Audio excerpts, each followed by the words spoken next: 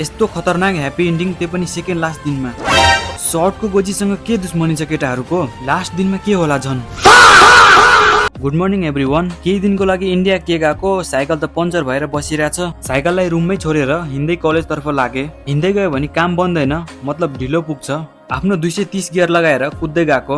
के हो जति चाँडो निस्किने ढिलो भइहाल्छ। अहिलेसम्म यस्तो रेकर्ड छैन होला, म क्लासमा चाँडै गएको। हाम्रो क्लास सकिन लागेको छ अब, त्यति राम्रोसँग पढाइ भएको छैन। जस्ट क्लासमा आएर आफै प्र्याक्टिस गर्ने र गफसफ हान्ने, त्यही हो। एकछिन क्वेसन पेपरबाट प्र्याक्टिस गरे आफूलाई नआउनेहरू। गफाडी साथीले मलाई गफ हान्दै भने, तिमीलाई जे मन लाग्छ त्यो बनाइदेऊ मेरो सर्टमा। यस्तो कुरामा म पनि कहाँ पछि हट्छु त, लु न त बनाइदिन्छु भनेर एन्टिनावाला रोबोट बनाइदिएको। मेन ट्विस्ट यहाँ पो आउँछ त, केटाहरूले त के साह्रो ह्याप्पी इन्डिङ मनाउन थाले थियो, त्यो पनि सेकेन्ड लास्ट दिनमा। सर्टमा कोडेर होइन, फेरि सर्टको गोजी च्यातेर। मलाई पनि टार्गेट गरिरहेको थियो, तर मैले भनेको आज होइन भोलि मनाउनु पर्छ ह्याप्पी इन्डिङ। 2-3 जनाको गोजी त अलरेडी गायब गरिदिइसकेको थियो।